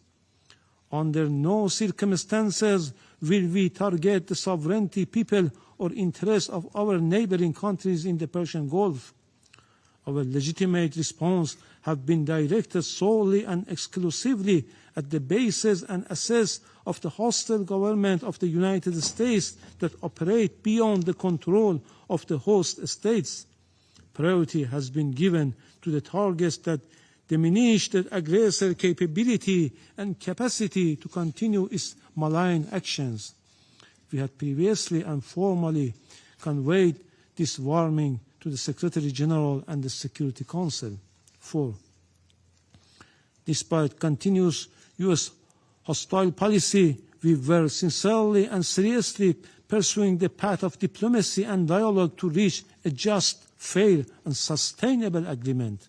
Yet, for the second time in the midst of the negotiation, the United States betrayed diplomacy and resorted to force and launched an attack against my country in blatant violation of Charter of the United Nations, brazenly interfering in Iran's internal affairs. They are even calling on the people to riot against their own government. The recent record of the United States toward Iran is equally clear. Since January 2025, the U.S. administration reinstated the hostile approach, including the policy of so-called maximum pressure and economic strangulation through sweeping sanctions. The General Assembly has repeatedly voted by overwhelming majorities against such unilateral coercive measures. The objective of these illegal measures has been transparent, unconditional surrender. Despite repeated warning by Iran to the Secretary General and the Council regarding serious violation of the Charter by a permanent member, the Council has regrettably failed to discharge its primary responsibility, allowing the erosion of the rule of law in favor of the rule of force. 5. Just as the Israeli regime succeeded in dragging the United States into the quagmire of war with Iran, the United States in turn is deliberately seeking to expand the scope of the conflict by exploiting spaces in the Persian Gulf region. The hostile U.S. government dream of swallowing Iran and forcing the Islamic Republic of Iran into submission will never be realized. This war, before being a contest of military equipment and advanced technologies, is a battle of wills, and in that battle, the Islamic Republic of Iran will prevail. Furthermore, the Islamic Republic of Iran has repeatedly affirmed its commitment to diplomacy and negotiation. However, it will never submit to pressure, coercion, or force. Diplomacy has rules and principles. It cannot coexist with aggression. 6. The duty of Council members is to defend international law and specifically the Charter. They are not called upon to judge the political system of states, nor to determine whether military aggression or economic siege leads to freedom or domination. Expression of concerns and empty condemnation are not sufficient. The Council must act. Pursuant to Article 39 of the Charter, the Security Council must immediately determine the United States and Israeli regime have committed an act of aggression and demand the immediate cessation of its unlawful use of force, including any explicit or implicit threats against Iran, and require binding assurance of non-repetition. Affirm that the United States and Israeli regime bear full international responsibility for all materials and moral damage inflicted upon the infrastructure and facilities of the Islamic Republic of Iran and are obligated to provide full reparation. Let me conclude, Mr. President, with a simple and undeniable truth. Israel and the United States have attacked Iran. They have violated international law and the Charter of the United Nations. They must be held accountable. So long as this aggression continues, Iran will continue to exercise its inherent right of self-defense firmly, proportionately, and without hesitation until the aggression ends.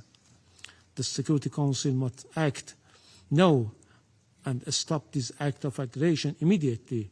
Silence is complicity in this crime. I thank you. I thank the representative of the Islamic Republic of Iran for the statement, and I give the floor to the representative of Israel. Mr. President, for 47 years, the Islamic regime in Iran has led crowds in chanting March Bar Israel, March Bar America. Mr. Iravani, do you want to translate these chants? Your leaders have been chanting it for years in public events, in your parliament. March Bar Israel, March Bar America. They mean death to Israel, death to America. Israeli and American flags were painted on roads so they could be trampled. Our flags were burned in public squares. This is not the anger of a radical fringe. It is state-sanctioned hatred. And while those March Bar chants echoed, uranium was enriched, centrifuges span, missiles were built, facilities were buried deep underground. It was never just empty rhetoric. It was preparation for action. But today, alongside our ally, the United States, we act to stop it. Israel stands before you today, having acted with the United States to confront and stop an existential threat before it became irreversible. The operation targets nuclear infrastructure, ballistic missile sites, the machinery of repression that fuels terror across our region. We did not act of impulse. We did not act of aggression.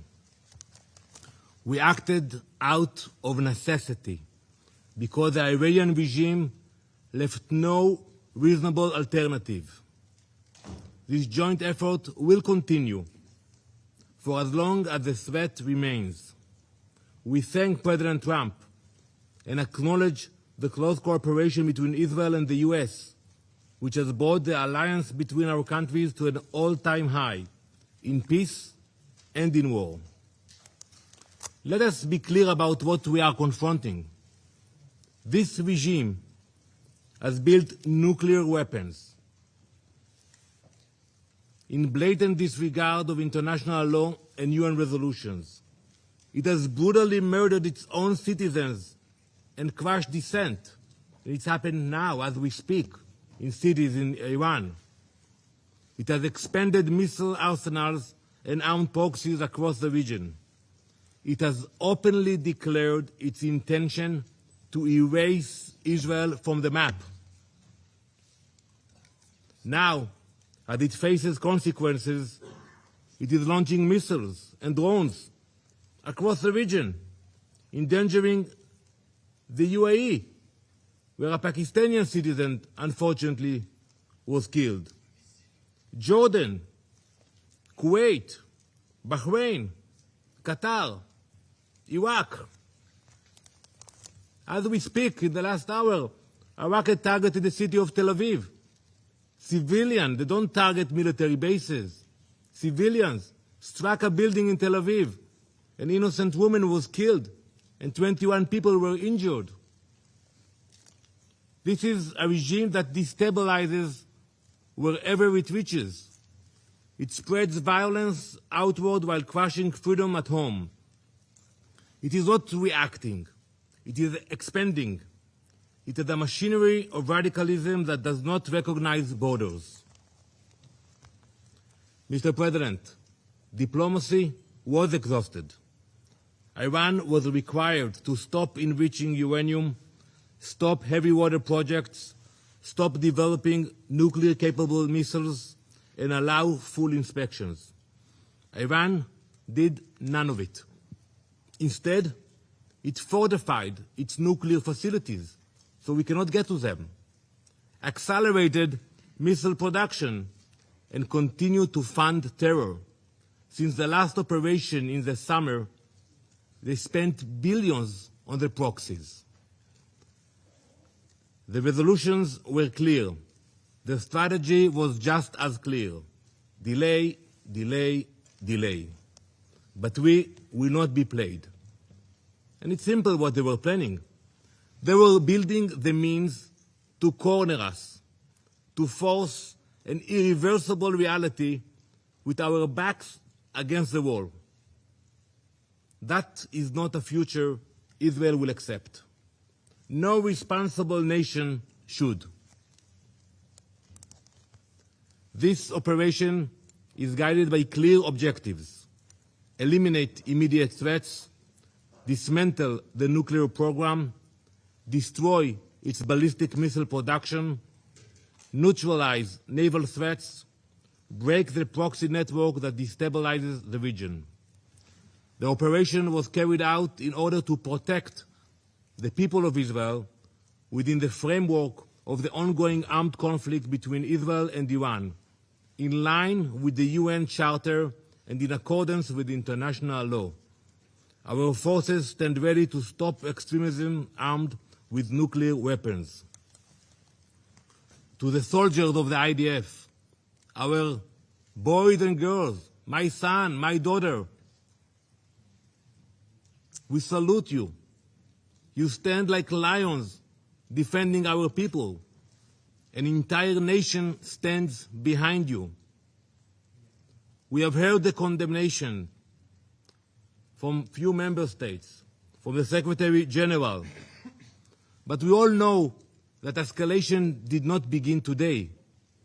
It began when Iran armed proxies and exported terror, expanded missiles and drones, advanced its nuclear program in violation of its commitments, turned on its own people, beating, imprisoning, executing.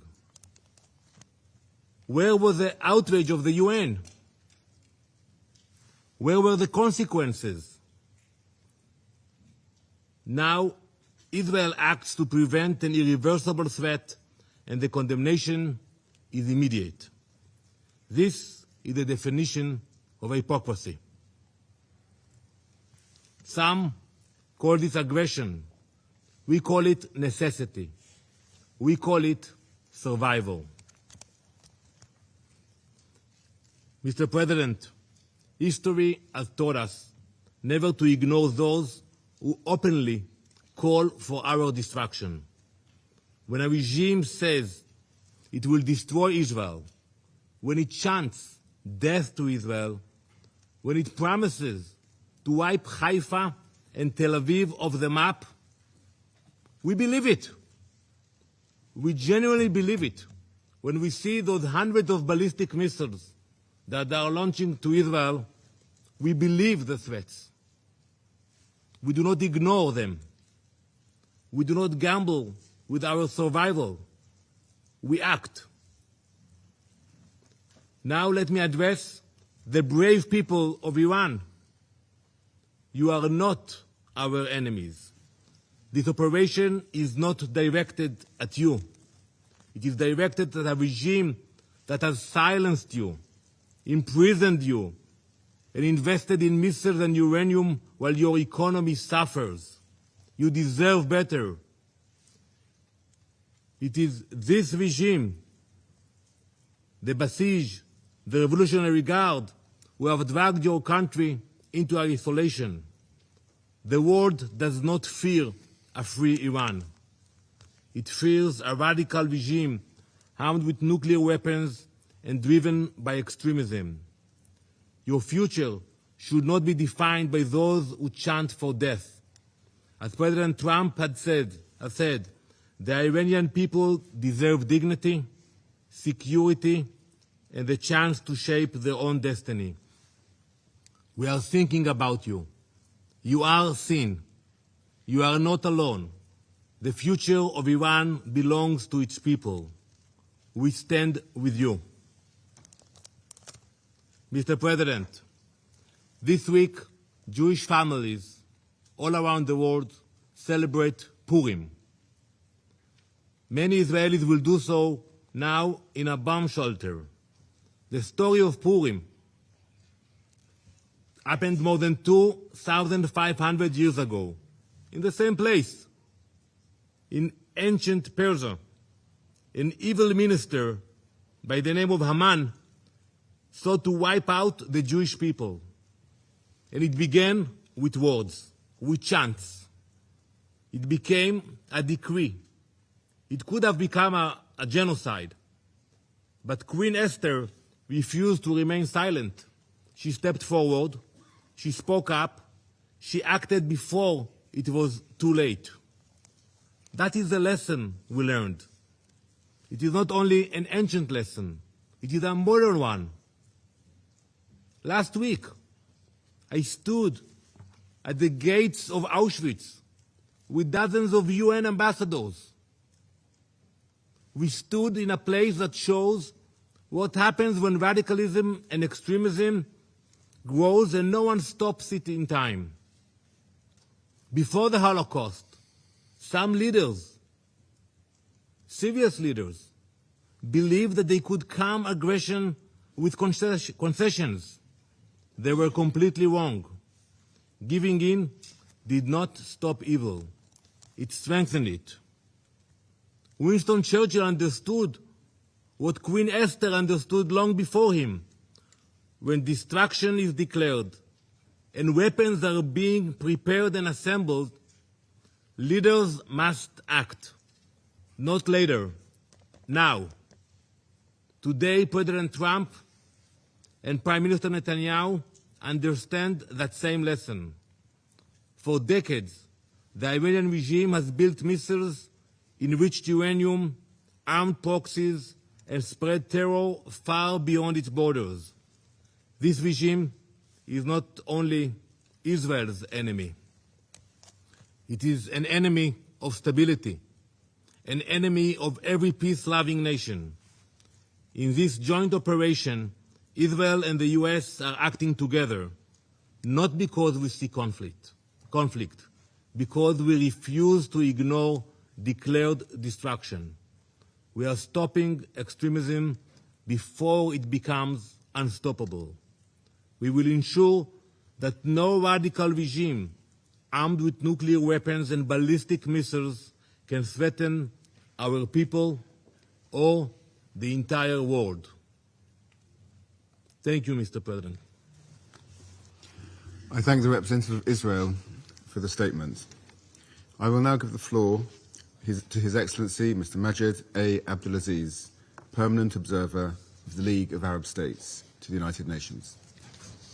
شكرا سيد الرئيس. Thank you, Mr. President. أشكر الرئاسة البريطانية على مبادرتها بعقد هذه الجلسة الطارئة مساء اليوم. I also extend my thanks to the Secretary General for his powerful and comprehensive briefing. The Security Council convenes today at a pivotal moment in the history of the United Nations, a moment that unfortunately represents a glaring failure of the multilateral international system, a failure the League of Arab States has long warned against. Regrettably, it is a moment in which the Arab-Israeli conflict has expanded into a full-scale regional war, through which Israel seeks, through this escalation, to evade ending its occupation of Palestinian territories, to prevent the establishment of an independent Palestinian state, and to obstruct Palestine's admission to the UN in implementation of the two-state solution and the core principles of international legitimacy. Israel has done so by expanding the scope of its brutal military aggression against the Palestinian people in Gaza and the West Bank, by intensifying its efforts to annex the West Bank, and through repeated military attacks on Syria, Lebanon, Yemen, and Iran, all in a misguided attempt that is categorically rejected both regionally and internationally to impose Israel's hegemony on the Middle East by using military means. حتى لو كان ذلك على حساب الدول الأعضاء even if it is at the expense of the member states of the League of Arab States and at the expense of the suffering of their peoples under Israeli policies and attacks aimed at imposing the law of force instead of the force of law. At the Council's previous meeting on this item last week, the Foreign Minister of Israel, the occupying power, made extremist religious assertions, thus offering clear evidence of the arrogance of Israel, which seeks to impose its own extremist religious interpretation on the word, claiming that all Palestinian land, including the West Bank, which cannot be annexed under President Trump's plan and under Security Council's Resolution 2803, all this Palestinian land has belonged to Israel for thousands of years. Such claims reflect an unmistakable contempt for the legal, historical, and foundational principles upon which international legitimacy have been built in this Council and in this organization. Despite the announcement 2 days ago in Geneva that negotiations between the United States and Iran on the Iranian nuclear file has made some progress, Israel has blatantly disregarded all these developments in pursuit of narrow, self-serving interests. It has launched a wanton military attack at dawn today against the Islamic Republic of Iran, claiming that the attack was intended to prevent Iran from acquiring nuclear weapons. At the same time, Israel itself refuses to join the Nuclear Non-Proliferation Treaty. It refuses to subject its nuclear facilities to the IAEA's comprehensive safeguards regime, and it refuses at the same time to attend the United Nations Conference on the establishment of a Middle East zone free of nuclear weapons and other WNZs. That conference, held for the seventh consecutive year at the United Nations last November, with the active participation of the Islamic Republic of Iran in all its sessions, and with the continued boycott of Israel and one permanent member of this Council. This Israeli boycott of this important conference is clear, although the conference seeks to achieve the same goal, which is to eliminate the ambiguous nuclear capabilities, both Israeli and Iranian. And this Israeli stand reflects the fact that Israel wants to remain the only state acquiring ambiguous nuclear capabilities in the Middle East and capable of producing nuclear weapons, which is something that Middle East countries cannot accept. Mr. President, despite all the above, the clear escalation among all parties amounts to a cowardly and unjustified military assault by the Islamic Republic of Iran on several Arab states that are members of the League of Arab States. This escalation threatens to widen the scope of the military conflict and risks igniting a full-scale regional war. The General Secretariat of the League of Arab States have issued an official statement from which I quote: "The General Secretariat of the League of Arab States strongly condemns the Iranian attacks on the State of Qatar, the Kingdom of Bahrain, the State of Kuwait, the United Arab Emirates, and the Hashemite Kingdom of Jordan." And I add the Kingdom of Saudi Arabia, Syria, and Lebanon. These missile attacks constitute a blatant violation of the sovereignty of states that advocate for peace and have worked to advance stability and did not participate in the war. The General Secretariat expresses full solidarity with these Arab states in confronting these attacks and affirms its support for any measures they take to defend themselves and to protect their populations. The Secretariat stresses that Arab states have taken clear positions regarding the Iranian crisis by rejecting military action against Tehran. Several Arab states exerted tremendous efforts to further mediation and to prevent the escalation we are witnessing today. The General Secretariat is deeply concerned by the grave dangers posed by the current situation in the region. It calls upon all influential parties in the international community to act immediately to de-escalate as quickly as possible, to prevent the expansion of regional instability and violence, and return immediately to dialogue. End of quote. In conclusion, Mr. President, the League of Arab States joins the Secretary General of the United Nations in urging all states to respect their obligations under international law, including the UN Charter, which clearly prohibits the threat or use of force against the territorial integrity or political independence of any state, and prohibits any use of force inconsistent with the purposes and principles of the United Nations, especially when it involves attacking nuclear facilities, which could have catastrophic consequences for entire populations. The League also joins the United Nations in calling for an immediate cessation of hostilities and de-escalation to prevent a wider regional conflict that would have dire repercussions for regional stability in the Middle East. From this standpoint, the League of Arab States urges the Security Council, particularly with the United States assuming the Council's presidency beginning tomorrow, to lead the collective security regime, to immediately halt military operations, and to return to negotiations on all tracks, inspired by the positive momentum generated by last week's Board of Peace meeting and by the role of President Trump in advancing global peace and in full respect for the established mechanisms of the multilateral international system, far from any geopolitical confrontations that will only prevent us from achieving global peace. Thank you, President.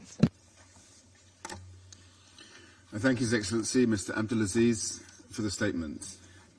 The representative of the United States has asked for the floor to make a further statement. Thank you, Mr. President. I wish to exercise my right of reply to the so-called representative of the Iranian regime. The United States strongly rejects this ridiculous and frankly farcical assertion that U.S. actions are inconsistent with international law. For 47 years, the Iranian regime has chanted, quote, "Death to America," at every turn, at every opening of its parliament. It has sought to eradicate the state of Israel. It has waged an unending campaign of bloodshed and mass murder. It is responsible for a series of unprovoked armed attacks targeting the United States and Israel, violations of the UN Charter, and threats to international peace and security across the Middle East. It has even attempted to assassinate the U.S. President, President Trump. It has done so not only directly, but through its proxies, seeking to hide and mask its bad actions while publicly claiming to be a victim. Iran's menacing activities directly endanger the United States, our troops, our bases overseas, our partners, our allies around the world. The United States has made every effort to negotiate a peaceful resolution of this conflict with Iran. But Iran has failed to take that opportunity. So in close coordination with the government of Israel, the United States has taken lawful actions to address these threats in line with Article 51 of the Charter of the United Nations. And Mr. President, I'll just say on a final note, you know who is not complaining tonight? You know who is not citing the vagaries of international law? You know who is celebrating in the streets around the world? The Iranian people. Mr. President, maybe, perhaps just maybe, they will finally be free. I thank you. I thank the representative of the United States for the statement. The representative of Bahrain has also asked for the floor to make a further statement. I give them the floor. Thank you, Mr. President. I apologize for taking the floor once again. I would like to reread a paragraph from the statement of the GCC countries, Jordan and Syria. Accurately, it is as follows, and I quote, "As we have pointed out in the letter addressed to you today, a number of Iranian missile attacks have targeted today the UAE, the Kingdom of Saudi Arabia, the State of Qatar, the State of Kuwait, and my country, the Kingdom of Bahrain, and the Hashemite Kingdom of Jordan, and the Syrian Arab Republic in a flagrant violation of the sovereignty and territorial integrity of these countries." I thank you.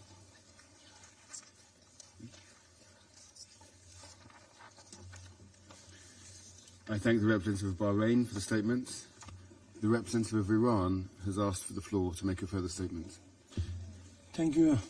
I have one word only. I advise to the representative of the United States to be polite.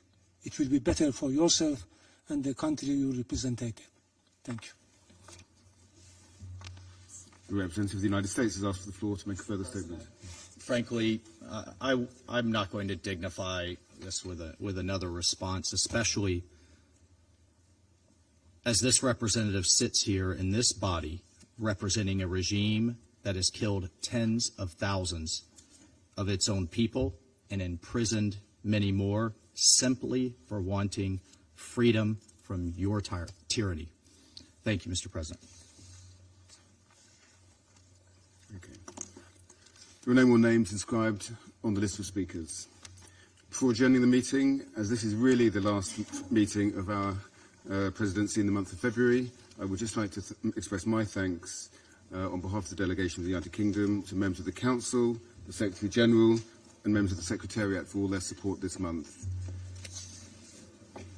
The meeting is adjourned.